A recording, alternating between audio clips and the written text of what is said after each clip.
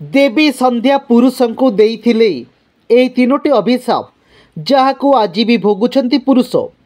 एक प्राचीन कथा अनुजाई देवी संध्या कारण समग्र पुरुष जाति को अभिशाप मिली।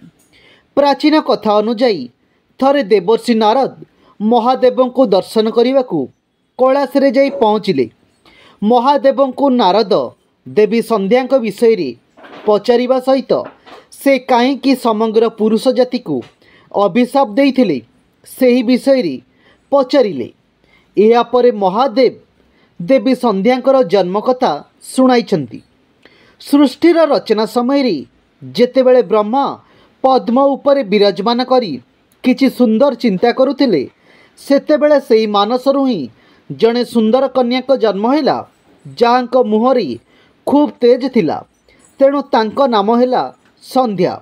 किंतु से एते सुंदर थिले जे तांको जन्म करिथिबा ब्रह्मांक मनरे मध्य तांको देखि अल्प क्षण पई कामना भाव जाग्रत हैला। जहा देखि संध्या खूब दुखित होई सेठारु चलीगले एवं चंद्रभाग पर्वत पाखरे पहुँची केउ भगवान को तपस्या करिवे भावी पाखरे थिबा बृह लोहित सरोवर निकटरे पहुँची गले। सेही बाट देई महर्षि वशिष्ठ जाउथिले एवं संध्या को एकुटिया देखि तांकु कारण पचारिले। देवी संध्या काहाकु तपस्या करिवे बोली पचारिबारु वशिष्ठ तांकु मन एवं वस्त्र को पवित्र करी भगवान विष्णु को तपस्या करने को कहले।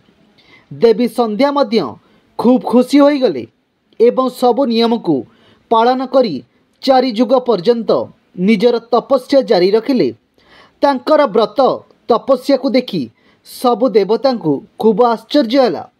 भगवान विष्णु तपस्या रे प्रसन्न होई मनोहर चतुर्भुज रूप धारण करी देवी संध्या को सीमारे प्रकट हेले।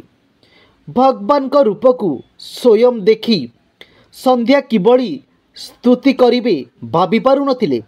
भगवान विष्णु जानिपारी तांको दिव्य ज्ञान एवं दिव्य दृष्टि देले एवं देवी संध्या खूब भक्ति रे निजर स्तुति करिबारे लागिले। एथिरे खुशी होई देवी संध्या को 3टी वर मागिबाको कहले। देवी संध्या प्रथम वर मागिले जे संसार रे कौनसी मनुष्य जन्म हेबा परे काम भावना जाग्रत न हो। द्वितीय रे तांकर पतिव्रता धर्म केबे नष्ट न हो।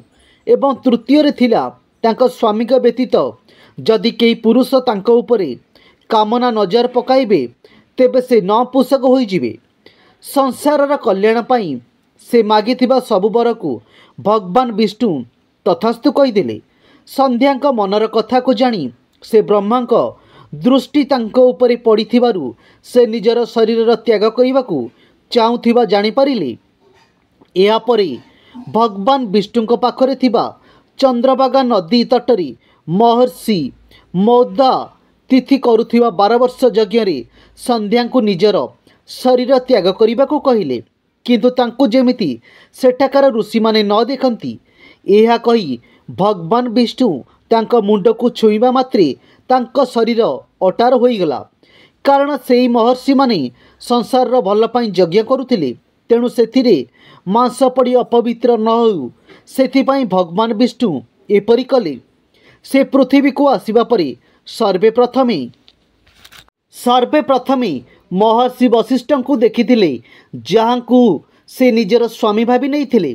यह भावी से यज्ञ नियारे निज शरीर त्याग देले। यापर सूर्यदेव संध्या शरीर को सूर्य मंडल को नहीं पपितृ को प्रसन्न करने को 2 भाग करी रथरे स्थापन कले।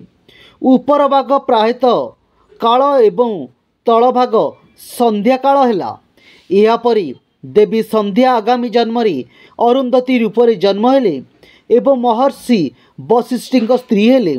तेणु संध्या कारण ही पृथ्वी रे जन्म हेउथिबा प्रत्येक मनुष्य कामना रहित होई जन्म होइथाय। कुमार प्राप्त पर ही काम एवं वासना जन्म होइथाय।